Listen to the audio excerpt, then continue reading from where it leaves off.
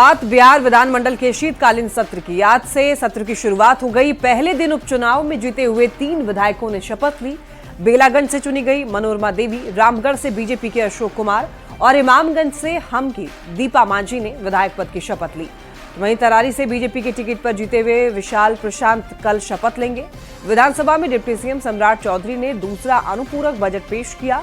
शोक प्रस्ताव के बाद सदन की कार्यवाही मंगलवार सुबह 11 बजे तक के लिए स्थगित कर दी गई।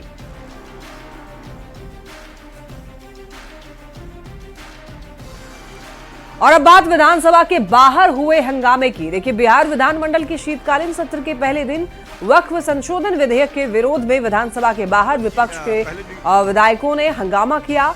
विपक्ष के विधायकों ने सीएम नीतीश से विधेयक का समर्थन नहीं करने की मांग की।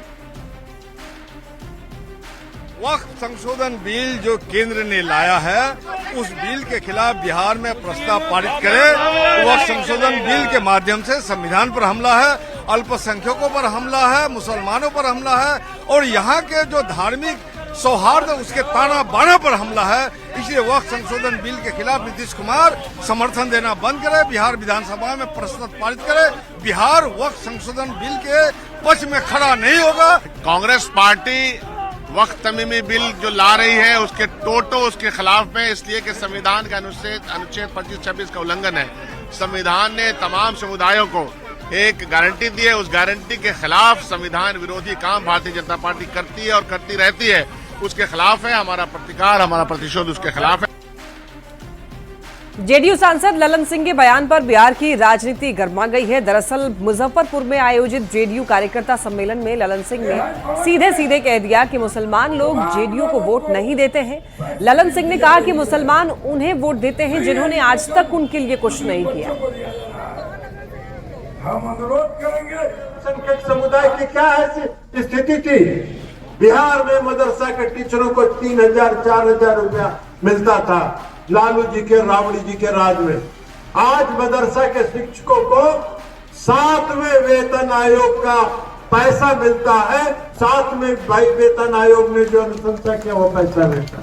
हालांकि अल्पसंख्यक समुदाय के लोग वोट नहीं देते, नीतीश कुमार वोट नहीं देते हैं।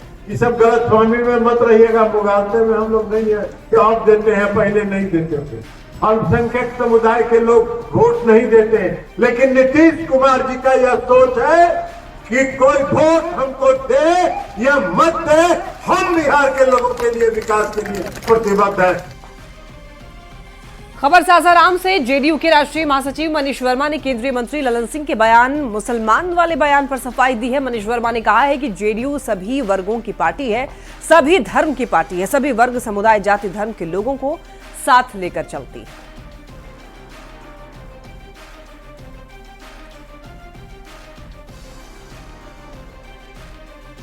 देखिए, बयान भावनावश हो सकता है, लेकिन ऐसी बात नहीं है।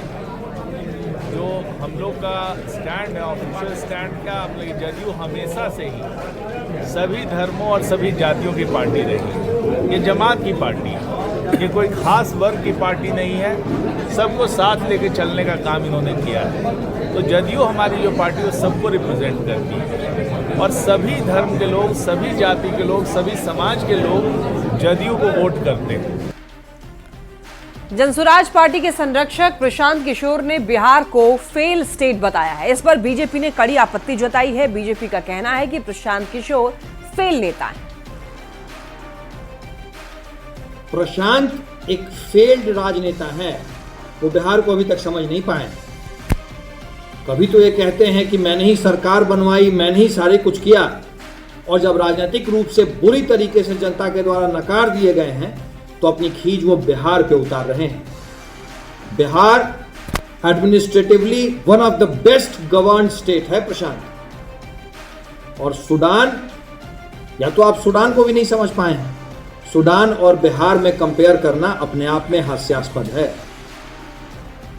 कटिहार सदर अस्पताल का पेशेंट वार्ड अब मुर्दा घर में तब्दील हो गया है। मरीज के मौत के बाद सुबह से लेकर के रात तक वार्ड के बेड पर ही दूसरे मरीजों के साथ डेड बॉडी को रखा जाता है। हाल के दिनों में ही कटिहार में 200 बेड वाला अस्पताल बिल्डिंग बनने के बाद लोगों में बेहतर स्वास्थ्य सुविधा की उम्मीद जगी थी। हालांकि मामला सामने आने के बाद कटिहार के विधायक और पूर्व डिप्टी सीएम तारकिशोर प्रसाद ने नाराजगी जताई है। साथ ही इसे लेकर के स्वास्थ्य मंत्री से बात करने का भरोसा दिया है।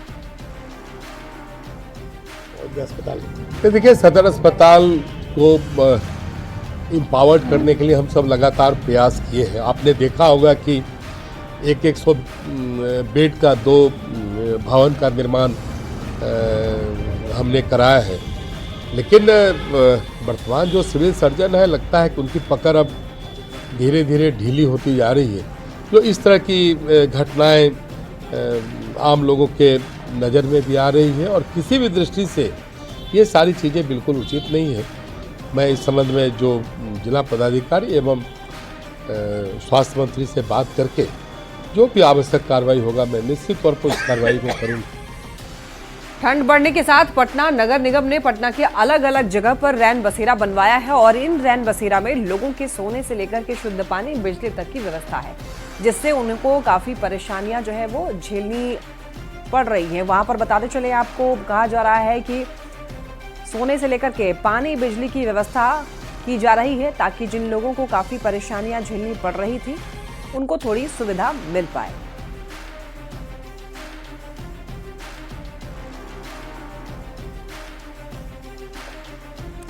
और अब बात कर लेते हैं लॉ एंड ऑर्डर की।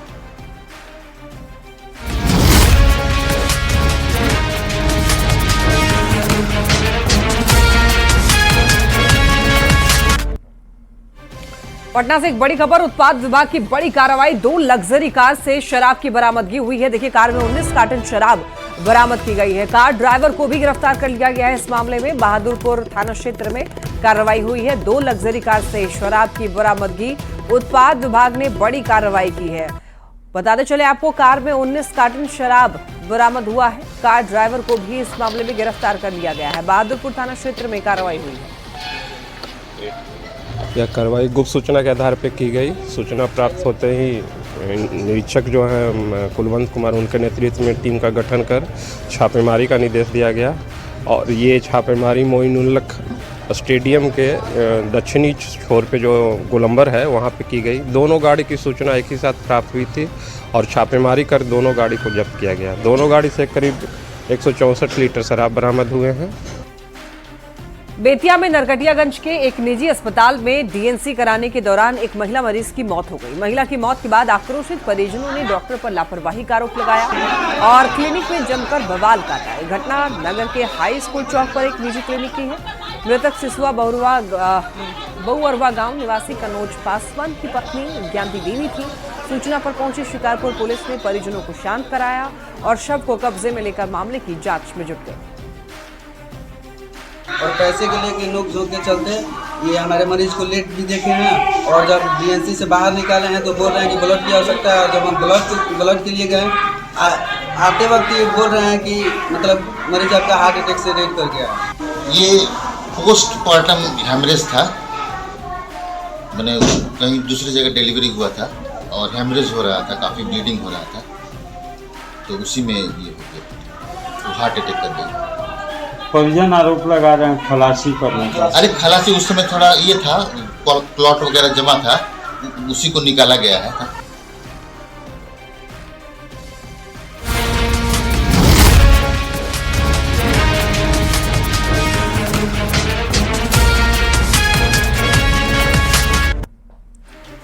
तो आइए देश विदेश में बात यूपी की कर लेते हैं। उत्तर प्रदेश के संभल में हुई हिंसा के मामले में यूपी पुलिस ताबड़तोड़ एक्शन करती हुई नजर आ रही है और अब पुलिस ने शाही जामा मस्जिद कमेटी के अध्यक्ष जफर अली को हिरासत में लिया है। जफर अली ने कुछ देर पहले प्रेस कॉन्फ्रेंस के दौरान संभल एसडीएम को रविवार को हुई हिंसा का जिम्मेदार बताया।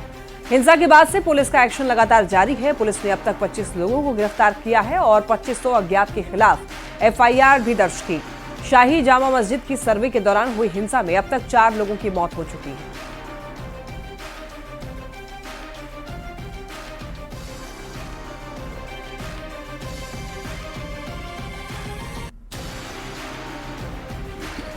विपक्ष के लोगों ने जानबूझकर के सोची समझी रणनीति के तहत इतिहास के पन्नों को मैं उलटना चाहता हूं।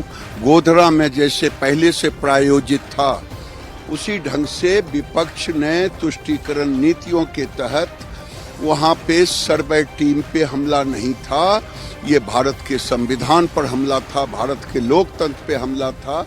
ये भारत को जलाना चाहते थे। इन लोगों ने कहा था कि भारत को बांग्लादेश बनाएंगे, ये संबल को बांग्लादेश बनाना चाहते। क्या जियाउल इस्लाम वहाँ थे? हमारे विधायक वहाँ थे, सांसद थे क्या वहाँ?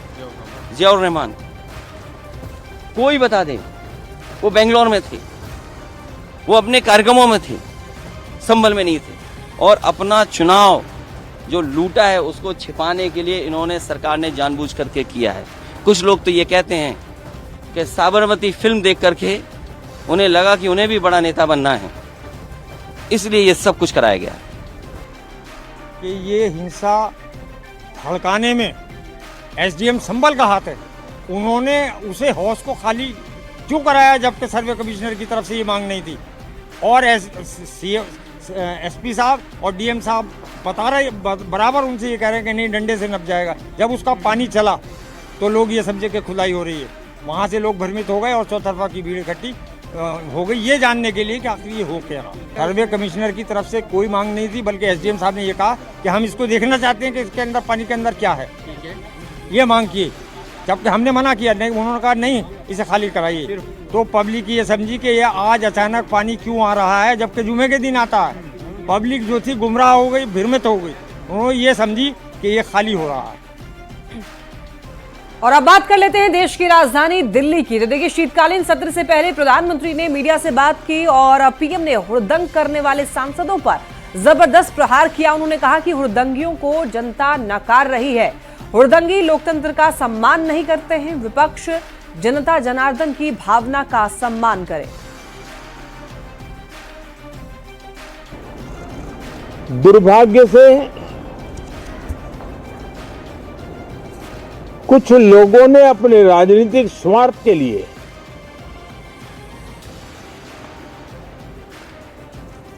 जिनको जनता ने अस्वीकार किया है,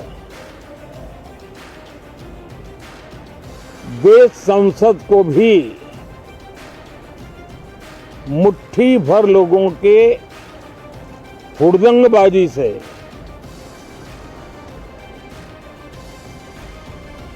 कंट्रोल करने का लगातार प्रयास कर रहे हैं। उनका अपना मकसद तो संसद की गतिविधि को रोकने से ज्यादा सफल नहीं होता और देश की जनता उनके सारे व्यवहारों को काउंट करती है और जब समय आता है तो सजा भी देती है। शीतकालीन सत्र से ठीक पहले वक्फ बिल पर लोकसभा अध्यक्ष से मिले कई विपक्षी सांसद और विपक्षी सांसदों ने जेपीसी का कार्यकाल बढ़ाने की मांग की। ओवैसी समेत कई विपक्षी सांसद स्पीकर से मिले और वक्फ संशोधन बिल पर यहां पर बात की गई।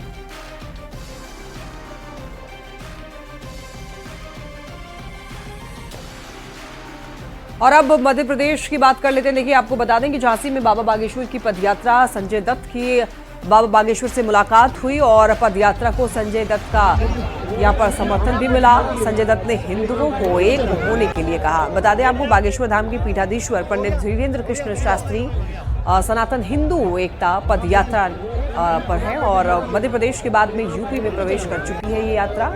और जब ये यात्रा झांसी में देवरी गांव पहुंची तो यहां पर बुलडोजर से फूल बरसा करके पदयात्रा का स्वागत किया गया।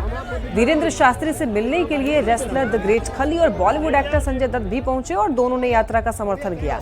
तो इस दौरान संजय दत्त ने हिंदुओं को एक होने के लिए कहा।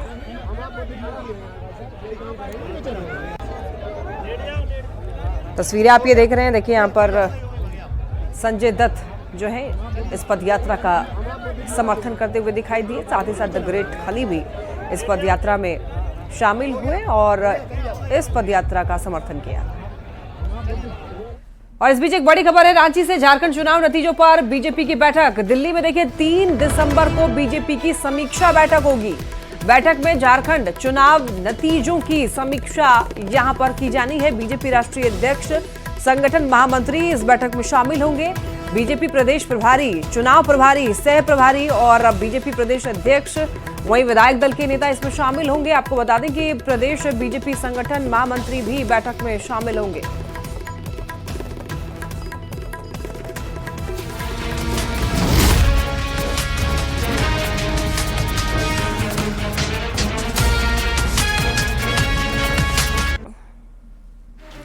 और अब बात कर लेते हैं खेल जगत की। तो देखिए, बॉर्डर गावस्कर ट्रॉफी के पहले टेस्ट में भारत ने ऑस्ट्रेलिया को 295 रन से हरा दिया है। भारत ने 5 मैचों की टेस्ट सीरीज में 1-0 की बढ़त हासिल कर ली है। आपको बताते चलेंगे, भारत ने यशस्वी जायसवाल और विराट कोहली के शतक के दम पर ऑस्ट्रेलिया को 534 रन का बड़ा लक्ष्य दिया था।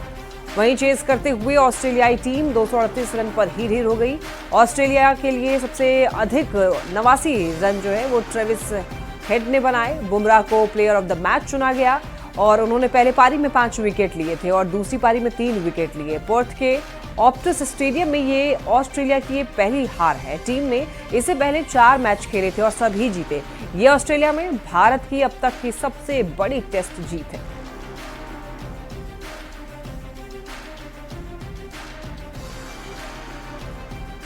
आईपीएल के मेगा में ऑक्शन में देखिए, बिहार के खिलाड़ियों का दबदबा देखने को मिला है। दिल्ली कैपिटल्स ने 8 करोड़ में मुकेश कुमार को खरीदा है। गोपालगंज के काकड़कुंड गांव के रहने वाले हैं क्रिकेटर मुकेश। भारतीय टीम के तेज गेंदबाज हैं और मुकेश कुमार का प्रदर्शन आईपीएल 2024 में काफी अच्छा था और उनकी गेंदबाजी ने टीम की जीत में अहम भूमिका निभाई थी। और ये देखना बड़ा ही दिलचस्प होगा कि आने वाले सीजन में मुकेश कुमार अपनी गेंदबाजी से कैसे प्रदर्शन करते हैं और दिल्ली कैपिटल्स की सफलता में कितनी महत्वपूर्ण भूमिका निभाते हैं।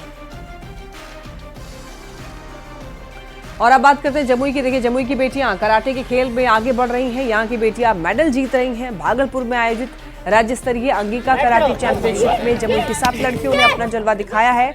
बेटियों ने 5 गोल्ड और 2 सिल्वर मेडल अपने नाम किया। रेणु कुमारी का सिलेक्शन पटना विश्वविद्यालय की तरफ से चंडीगढ़ में होने वाली नेशनल चैंपियनशिप के लिए हुआ है। वहीं सेल्फ डिफेंस के साथ कराटे में मेडल जीतकर बिहार का नाम रोशन करने के लिए ये लड़कियां जो हैं वो दिन रात मेहनत कर रही हैं। पीछे नहीं भागना है।